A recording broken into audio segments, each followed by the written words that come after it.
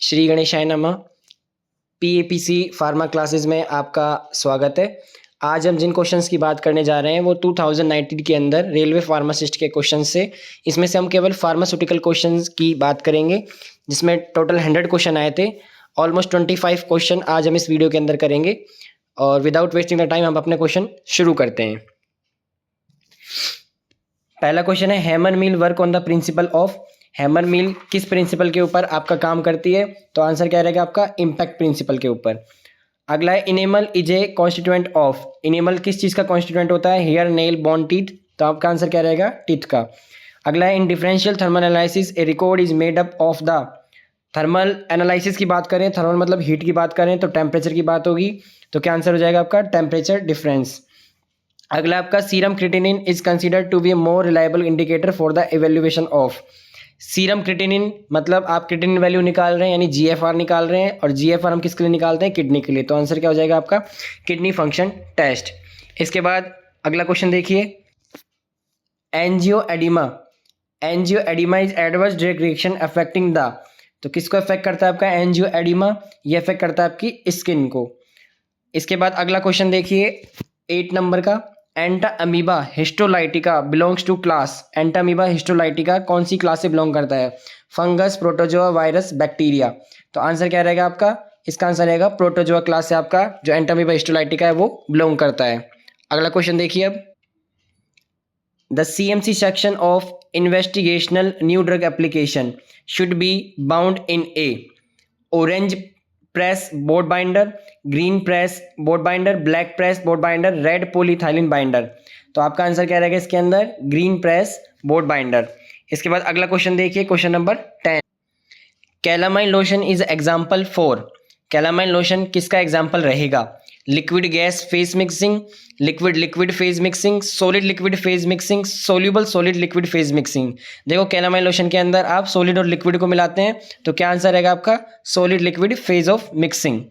अगला क्वेश्चन है आपका, विच of the following is not a radiation obtained from radio active compound. Radio active compound से कौन सी radiation obtained नहीं होती है? नहीं होती है तो गामा, अल्फा, बीटा तीनों होती है, अल्फा, बीटा, गामा। एप्सिलॉन वाली नहीं होती है, तो आंसर क्या हो जाएगा आपका? डी, एप्सिलॉन आपकी ऑब्टेन नहीं होती है। अगला question, the reaction between an acid and a base to give a salt and water known as. Acid और बेस के बीच में रिएक्शन हो, उसके बाद में सॉल्ट और वाटर मॉलिक्यूल बन जाए, तो हम 10th क्लास से पढ़ते आ रहे हैं, उसको हम बोलते हैं न्यूट्रलाइजेशन रिएक्शन। तो आंसर क्या हो जाएगा आपका? Neutralisation reaction. अगला क्वेश्चन है, according to drug and cosmetic act 1914 rules 1945 the insulin preparation should be stored at a temperature. Insulin preparation को किस टेम्परेचर पे स्टोर करना चाहिए? तो किस टेम्परेचर पे स्टोर करना चाहिए आपको? Below 1 degree centigrade. ऑप्शन हो जाएगा आपका ए। अगला क्वेश्चन देखिए, heterocyclic compounds are. Heterocyclic compound क्या होते हैं कि साइक्लिक कोई भी आपका कंपाउंड है उसके अंदर कार्बन को रिप्लेस करके कोई अदर एटम आ जाता है, जैसे नाइट्रोजन, ऑक्सीजन, सल्फर, तो उसे हम बोलते हैं हेट्रोसाइक्लिक कंपाउंड।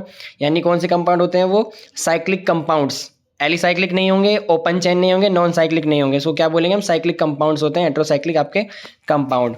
इसके बाद अगला क्वेश्चन देखिए, aspirin should be used with precaution इन। आपको फीवर, हेडेक, इन दोनों के लिए तो आप एस्पिरिन फिर भी यूज कर सकते हैं, फीवर के अंदर तो करते ही हम। टैकीकार्डियस इसका कोई मतलब नहीं। आंसर क्या रहेगा आपका? अस्थमा। अस्थमा के अंदर प्रिकॉशन होता है आपका एस्पिरिन का। The band of coloured component of light beam is called. Light beam का जो बैंड तैयार होता है, कलर्ड कंपोनेंट्स या जो बैंड बीम तैयार होती है, उसे हम क्या बोलते हैं? उसे हम बोलते हैं स्पेक्ट्रम। उसे हम क्या बोलते हैं? स्पेक्ट्रम।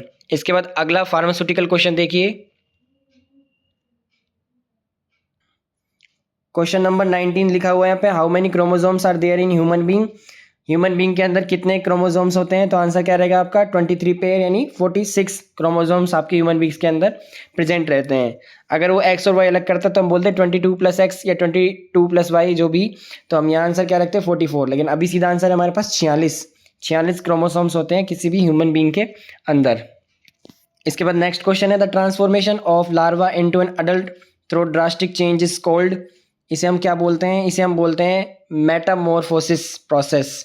ठीक है, ये फार्मास्यूटिकल क्वेश्चन नहीं था लेकिन एक नॉलेज के तौर पर मेटाफोरोसिस बोलते हैं इसको, मेटामॉर्फोसिस। अगला क्वेश्चन है, liquid membrane system are also called as. Liquid membrane system को और हम क्या बोल सकते हैं? इसे हम बोल सकते हैं आप मल्टीपल इमल्शन। इसे हम क्या बोल सकते हैं? Multiple emulsion. अगला क्वेश्चन है कि इज द सिंथेटिक पॉलीमर्स, नीचे जो 4 नाम दिए हुए हैं जिलाइडिन, काइटोसन एंड कैप्रोलैक्टोन एंड पुलेलन, इसका आंसर क्या रहेगा जो आपका सिंथेटिक पॉलीमर रहेगा, और वो क्या है आपका आंसर कैप्रोलैक्टोन।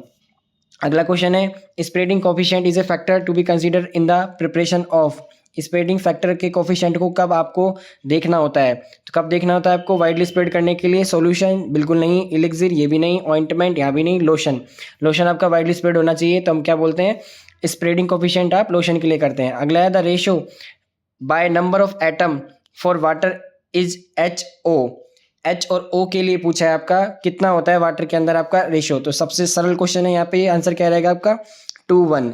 अगर ये OH पूछता तो 1:2 बोलते हम, इसको बोलते हैं 1:2, अगर ये OH पूछता HO से पूछा है तो 2 आगे आ जाएगा, तो 2:1 आपका क्या रहेगा रेशो।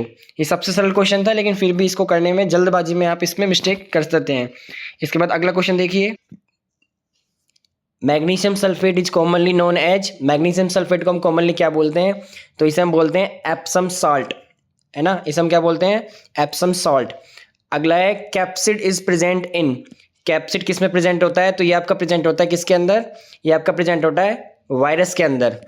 अगला क्वेश्चन देखिए, drugs which are having high solubility and low permeability are called as, ऐसी ड्रग्स जो हाई सोल्युबिलिटी रखती है लेकिन परमेबिलिटी उनकी लो होती है, उसे हम कौन सी क्लास के अंदर रखते हैं, क्लास 3rd ड्रग्स बोलते हैं उसे हम।